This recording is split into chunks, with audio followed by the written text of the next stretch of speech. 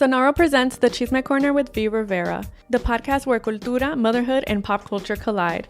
I'm V. Rivera, your host and your honorary homegirl, bringing you raw combos, healing moments, and a little bit of spicy chisme every week. Catch the Chisme Corner with V. Rivera, an original podcast series from Sonaro, wherever you listen to podcasts.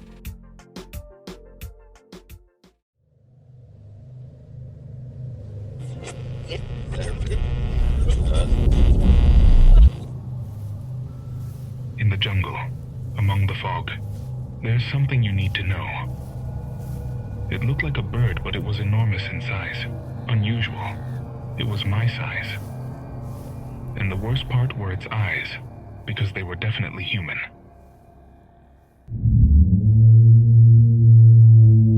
Very good evening. Tonight we're going to venture into the jungle, into forests, into mountains. Tonight we're going to face the terrors that inhabit those regions that we can encounter if we dare to venture there, and worse yet, that beyond encountering them, they follow us back. This supposed security of civilization, the comfort of being at home.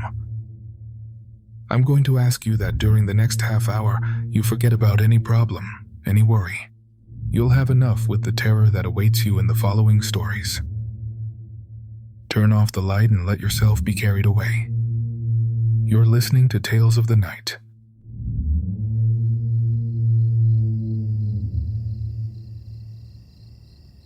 My name is Alejandro Gomez, and I'm going to tell you a story that occurred in Ojo de Agua, a small town that is located in the border zone between Quintana Roo and Campeche, in southeastern Mexico. To help you locate it better, we're talking about a region that connects with the border of Belize. It's a zone with dense jungle, difficult roads, and until recently, very little contact with the outside world. In fact, just about 10 years ago, electricity arrived in the town. Before that, when night fell, the darkness was total. It was only interrupted by candles and oil lamps that we used in the houses. Although now we have internet and things have changed quite a bit. The town continues to be quiet and surrounded by high forest due to its particular location in the middle of three countries. Ojo de Agua has always been a point where invisible paths crossed. It was normal, although it may seem incredible, to find completely unknown people in the middle of the jungle, in places where one would think there shouldn't be anyone. This story is about my Uncle Mario and his compadre Miguelon, two hunters from the town who one night encountered something strange in the jungle. Something that changed their way of seeing the world forever in Ojo de Agua. Although it was rare, from time to time, hunters would encounter people who had no business being there. Smugglers moving between Mexico and Belize, foreign explorers looking for Mayan ruins to loot, Mennonites who had entered the jungle looking for their lost animals, and even although it wasn't talked about much, narcos or military who patrolled without warning. These encounters didn't happen. They were always quite improbable, considering how immense the jungle is. But when they occurred, they could be extremely dangerous. In the deep forest there are no laws, no police, no one to ask for help. A bad encounter meant that perhaps you would never return to the town and no one would ever know what had happened to you. In fact, in the region some disappearances had occurred over the years. Not so much in Ojo de Agua itself, but in nearby towns. Almost always they were people with a reputation as cattle thieves, those who would go into the jungle to steal cattle and simply one day wouldn't return. No one investigated too much. Life went on and the disappeared became anecdotes for cantina nights. My Uncle Mario was a simple man, of few words, typical ranch gentleman, but who knew the jungle like few others. He was 48 years old at that time, back in 1996, and had spent his entire life walking through the forest. His compadre Miguelon was a strong man and respected in the town, also experienced in the jungle and hunting. Today I'm going to tell you about something that was very common to do before in the town. We called it Linder Near. That's what we called going out to hunt at night. The technique consisted of positioning oneself high up in large trees, near places where animals usually passed or drank water. The hunters would wait for hours in total darkness with their flashlights turned off, alert to any sound. When they felt the animal approaching, they would turn on the light. Suddenly, the animal, surprised by the flash, would remain paralyzed for a few seconds, enough time for the hunter to be able to shoot. One October morning, my uncle told us that night he and Miguelon would go to the internet. They left around 3 in the afternoon with their prepared backpacks, water, food, ammunition for the rifle, and their flashlights. They had to walk approximately 2 hours to reach the place they had chosen to hunt, a nameless point where there were natural watering holes that animals came to during the early morning.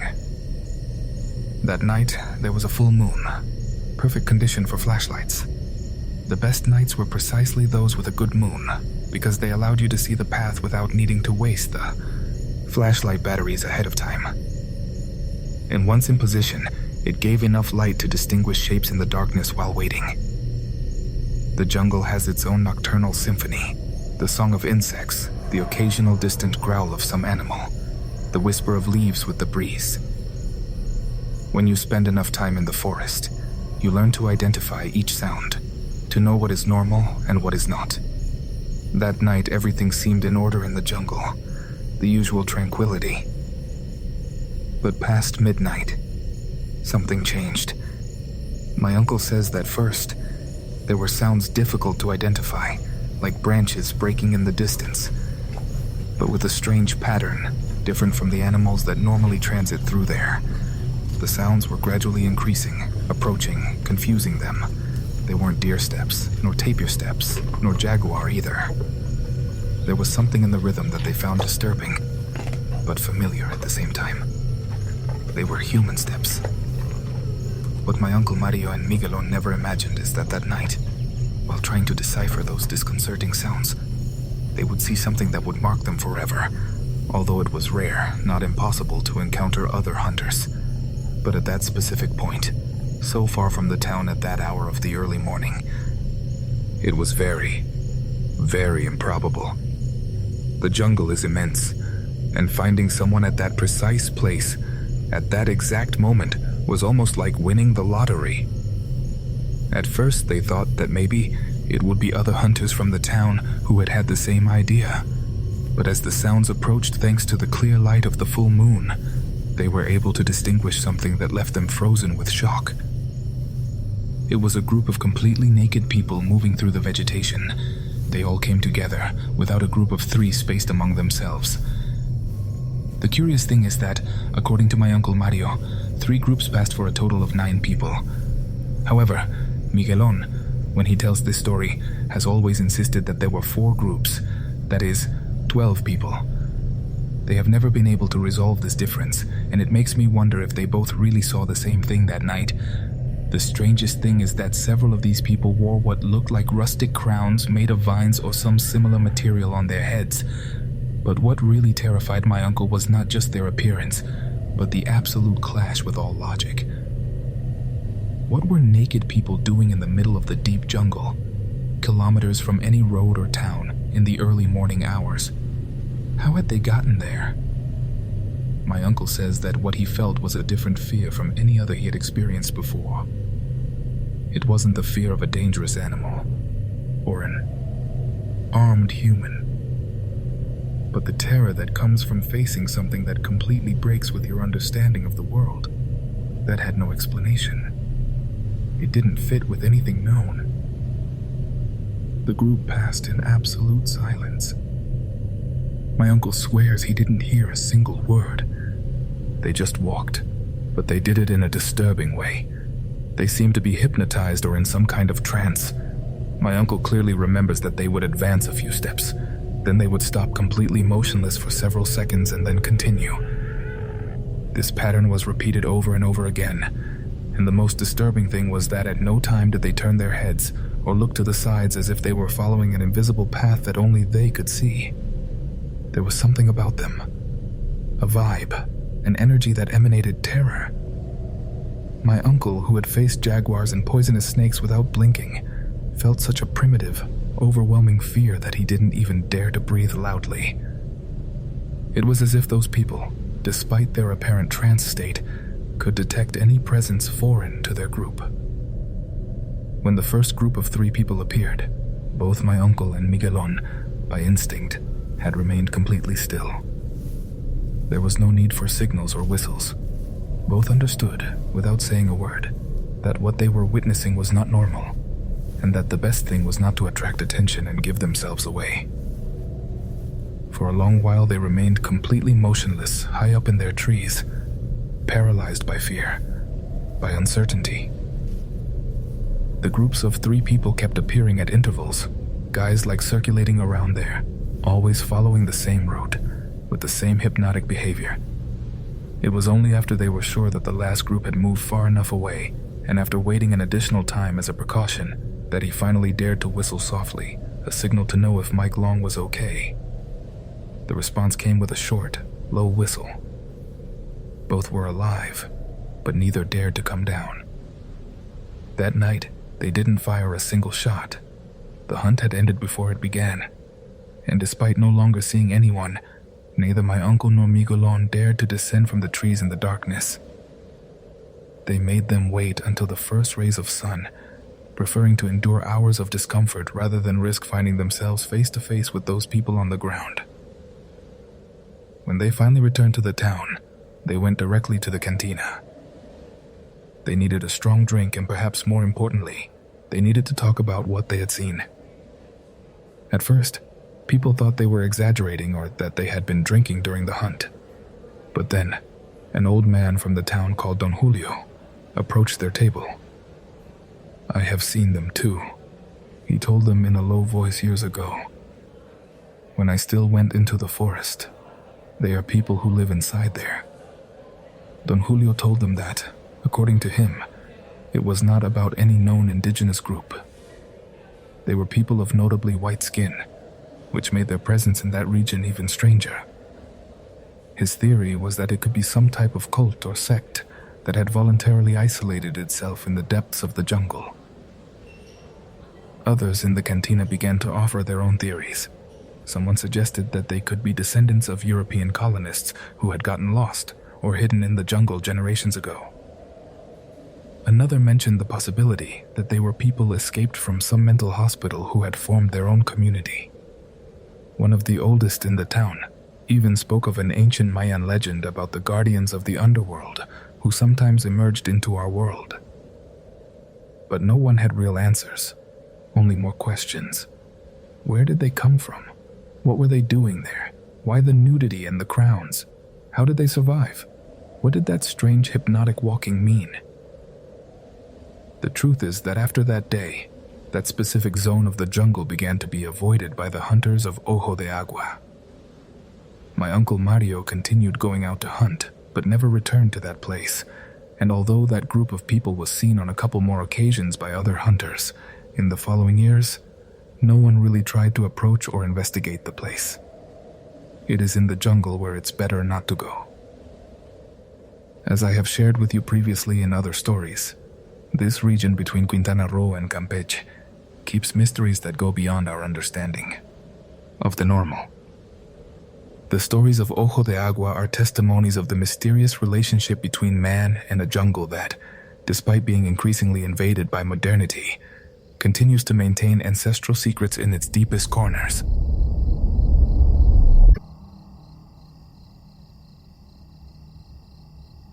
I am Camila. I greet you and the entire community from Chía, in Colombia, a medium-sized city just 10 minutes from the capital, Bogotá. However, this story doesn't happen here, but from where my mother's family comes from. I prefer that you not say the name of the town. Let's simply call it a nameless town. It is located in the department of Córdoba, which here is the equivalent of a province or a state like those in Mexico. The story is so old that it began even before the town was founded. It has been transmitted from generation to generation since my ancestors who lived in the 19th century, specifically in the 1830s. Be patient while I tell it to you. It was there in the Emberacati indigenous tribe, where the one who would be my great-great-great-grandfather Yuri was born. This occurred 5 generations ago, and although many details have been lost over time, we still preserve the essential. thanks to his younger sister, who was born when he was 8 years old, around 1840. At that time, he was already beginning his path as a woman. Ivana, or more commonly known as Shaman. During his childhood and adolescence, he dedicated himself to learning the art of curing diseases, curses, and spiritual evils. But everything changed when he was 24 years old, when his father died, very young, at 45. And it was said that it was due to a curse. That loss was a devastating blow. Yari fell into a sickly obsession with curing everything. His search to understand death led him down a dark path. Please keep in mind that what I'm going to say happened almost a century and a half ago. He began with animal sacrifices and later came to perform human sacrifices in secret. The only person who knew what he did was his sister, but fear of his power kept her silent. It didn't take long for Yare to have 3 sons and a daughter with a young woman from the same tribe. The daughter, born in 1870, was called Anahi and was the youngest of all. Yari poured into her his teachings, especially those related to black magic. According to his sister, by the time Panahi was barely 15 years old, a very heavy energy was already felt in her, very different even from her father's. Perhaps because of that, unfortunately, she died young at 23 years old. And this event affected him deeply, and in his desperation, he sacrificed almost his entire family, except for the eldest son. There was no longer a way to hide his darkness, and he was finally expelled from the tribe. His son was left in the care of his aunt. Yuri's sister disappeared by going deep into the jungle. He was lost without a trace, but then the rumors arose. Animals disappeared, then people too. Human screams, moans, sobs, and sounds of unknown beasts surrounding the town were heard. No one wanted to approach that area of the forest. Meanwhile, Yari's eldest son left the tribe and was one of the first to establish himself in what would later be the nameless town. There he had a daughter, Emilia, his only descendant. Shortly before dying, Yari returned. He did so to launch a warning that marked the entire family. The next woman who is born with my blood will inherit my powers. Her destiny will be to become a witch. Maybe it was luck, or maybe it's some kind of protection. But after Emilia, no more women were born in the family for years. Until far from the town, in the city of Bucaramanga, my cousin was born. Much later, in 1992, fortunately, my great-grandmother Emilia was still alive, and remembering her grandfather Yuri's warning, decided to protect the child. She never revealed what she did or how she did it. And everyone believed that the story ended with my cousin. But if that were so, I wouldn't be writing to you, right? I was born in 2002 in Bogota.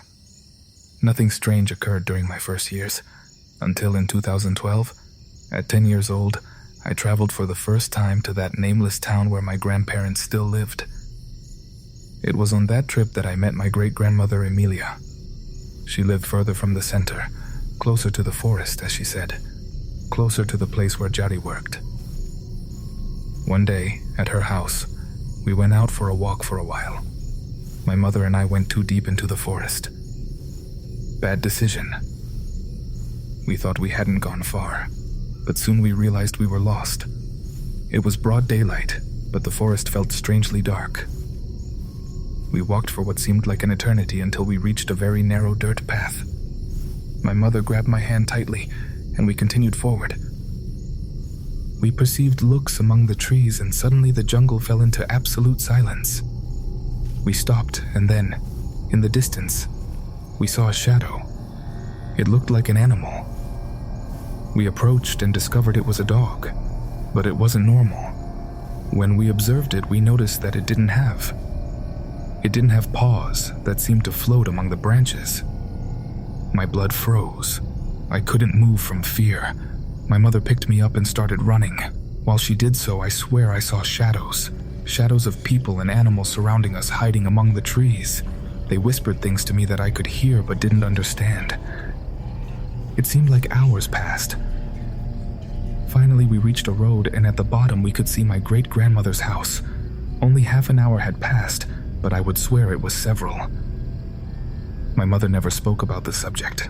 I ignore it, as if it hadn't happened. But we didn't know that something had followed us from the jungle to Bogota. We lived in an apartment. After a month, the shadows I saw in the forest began to appear. People passed by the doors through the living room, at the back of the hallways. I knew they were them, the same ones. Over time, they became stronger, more present. They appeared in the same rooms where I was. I felt they were watching me, although they had no form. Many times I would wake up in the early morning and see several shadows there in my room. I had to close my eyes and pretend they weren't there to be able to sleep. In 2014, we moved to where I live now. A simple 3-story house. I stayed on the 3rd floor. Alone. My parents slept on the 2nd floor. At first, everything was calm. I thought I had gotten out of that. But it didn't take long for them to return. Almost every night I felt a breath near me. It hit me in the face every time I tried to sleep. The shadows returned. They appeared, then they left. I had gotten used to it and stopped paying attention until 2018. One night I woke up and couldn't move. Sleep paralysis. I tried to get up and then I saw at the foot of the bed the figure of a man staring at me fixedly. He laughed. A laugh that I can swear I heard inside my mind. "You're not going to run this time," he said. The voice was thick. I felt nauseous, as if I was going to vomit. The figure disappeared. I sat up screaming. My father came running and found me crying. From that night on, sleeping was impossible. The manifestations intensified. It wasn't only I who noticed them anymore. Other family members said the house was full of ghosts. A night passed. No one. Knocks on the 3rd floor window. Noises in the empty kitchen at midnight. But the worst still happened to me. I would wake up unable to breathe. I felt hands that marked, that moved me, that pulled me out of bed. My physical state came to be in critical condition. I practiced martial arts and was a high-performance athlete. I traveled, competed, won, and still those shadows always reached me.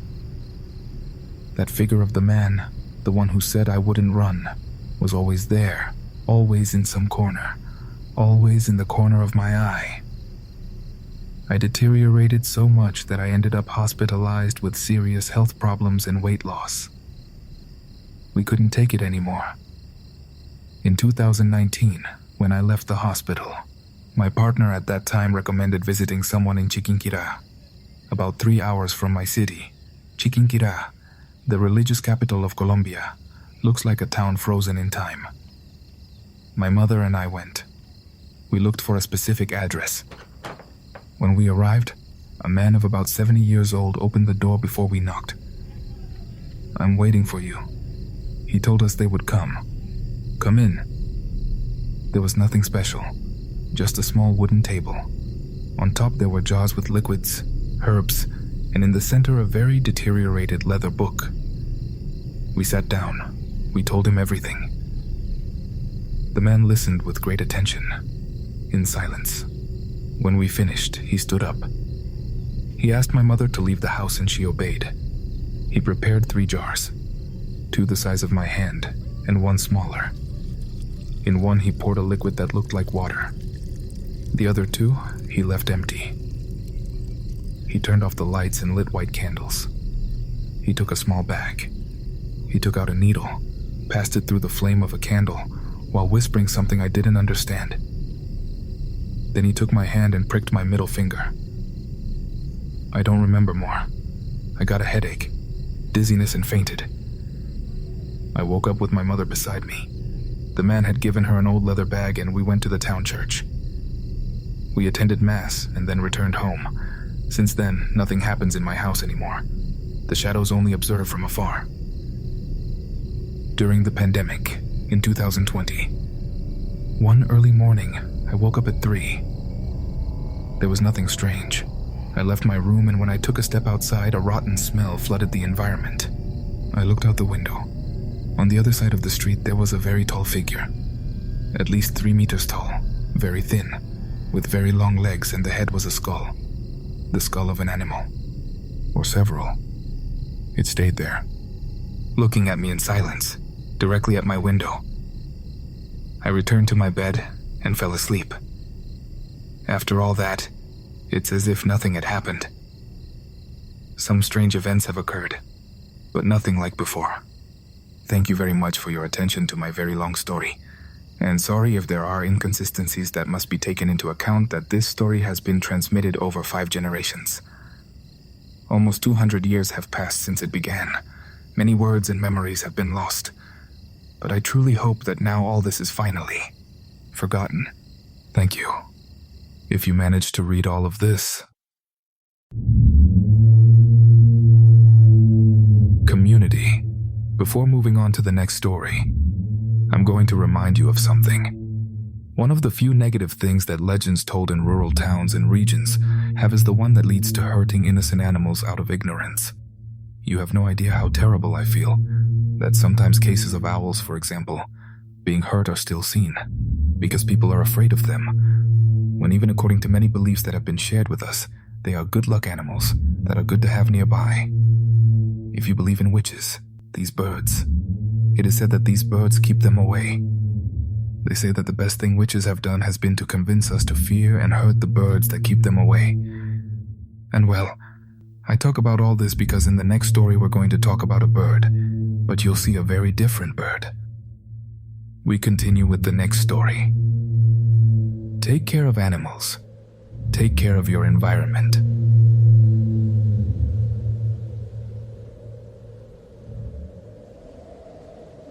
My name is Oscar.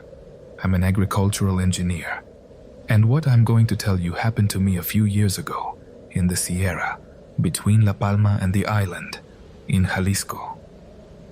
I had gone with some colleagues to do a soil study for a cultivation project. We stayed in a small house they lent us, one of those built with wood and sheet metal, without many amenities but functional. It was near the hill, somewhat away from the nearest community. One afternoon, finishing the workday, one of the workers told us he had seen a turkey, a very, very large turkey, higher up among the trees. We thought it could be from the area, or even from some nearby ranch, but what caught our attention was how he described it. He said it was alone, that it moved very strangely. It seemed like it was seeing him, that it moved its wings almost as if they were arms. We laughed at first, but since we were killing time, we decided to go up and look for it. We didn't find anything, just tracks that looked like they were from that animal, but extremely large. When we returned, a man who lived in the area, Don Gummer, asked us what we were doing up there. We told him, and I think that's where the tone of everything changed. He looked at us very seriously and only said, "Don't go looking for that animal. It's not a turkey. It's not something good. It's not something from this world. Don't do it again." But then he added, laughing at least, "I've already seen it. Many of us have seen it. Every time it appears, someone leaves." That did leave us thinking. That night, there wasn't much more talk about the subject, but the atmosphere already felt different, more tense.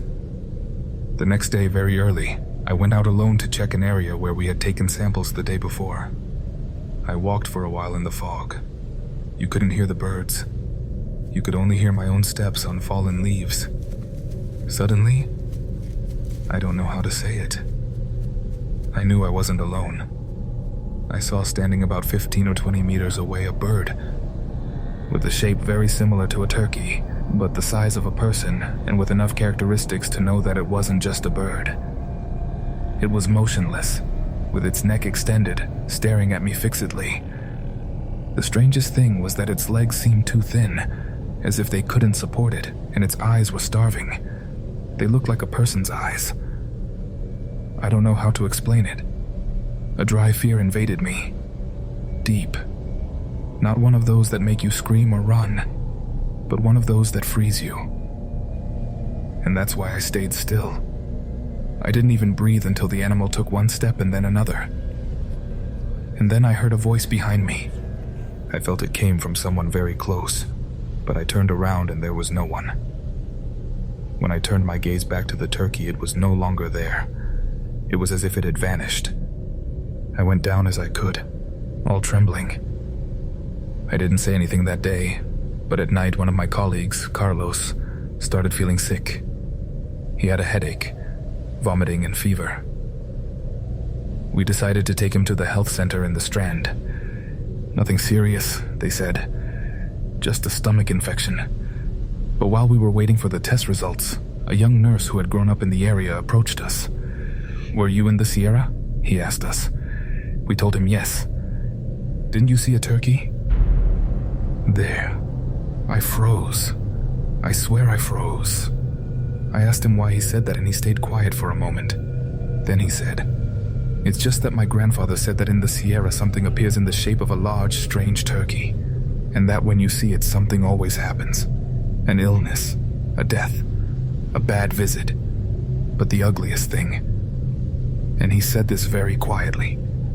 The bad thing is that animal sometimes doesn't walk alone. I didn't know what to answer. I just felt. I didn't tell him what I saw, but I knew that, like me, his grandfather had seen it. Carlos recovered, luckily. But on the last night we spent there, I went out to the bathroom that was behind the house. It was early morning and I saw it again. There it was, standing, closer than the previous time, and behind it, I swear I saw someone. He dressed like the peasants of before, and although I couldn't see his face well, I felt he was looking at me. I felt he knew me. When we returned to the town, I asked discreetly about that figure. They showed me an old photo of a certain Eusebio. They called him the crazy man of the town, and according to what they told, he talked. Alone. He would go into the forest for days and said he talked to the animals. He had died many years ago. That was him. Without a doubt. It was him. I haven't returned to the Sierra. I haven't worked in that region since then. But sometimes, when I have very bad luck, I dream of that wolf there in that town. And although I don't see anything, I know I'm not alone.